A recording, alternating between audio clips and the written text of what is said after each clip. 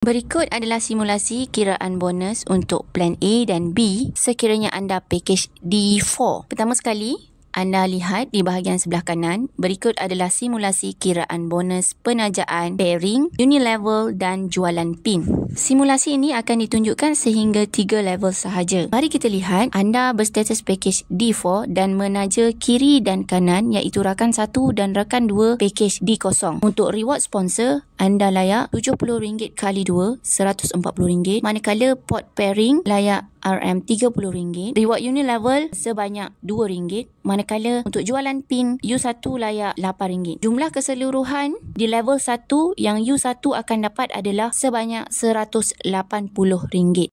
Kita pergi ke level kedua. Sama juga situasinya.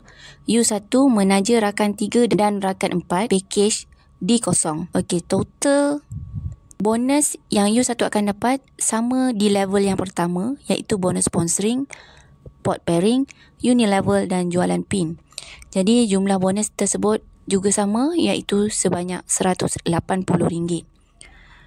Dan bonus yang sama juga akan dapat bila mana U1 menaja rakan 5 dan rakan 6 juga package D0 dan akan dapat jumlah yang sama sebanyak RM180.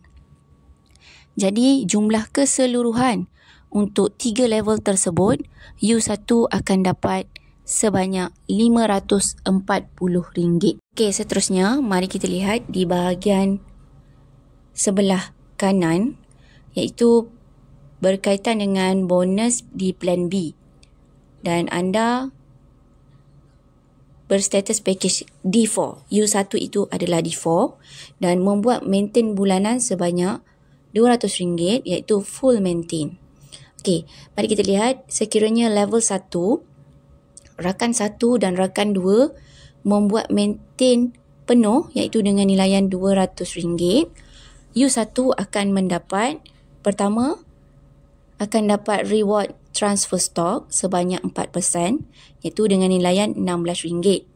Reward yang kedua adalah reward referral sebanyak 10% iaitu dengan nilaian RM40. Dan reward yang ketiga adalah key in stock sebanyak 10% daripada kadar RM200 tadi iaitu RM40 juga. Dan reward yang keempat adalah unilevel juga sama sebanyak 10% iaitu RM2. Dan RS pasangan akan dapat sebanyak RM6. Dan total keseluruhan untuk level 1 sekiranya rakan 1 dan rakan 2 membuat full maintain sebanyak RM200, U1 akan dapat jumlah bonus sebanyak RM104. Okey, seterusnya level 2 juga sama situasinya. Rakan 3 dan rakan 4 membuat maintain penuh iaitu sebanyak RM200. U1 juga akan dapat jumlah sebanyak RM104. Dan level ketiga juga sama yang mana rakan 5 dan rakan 6 membuat full maintain sebanyak RM200.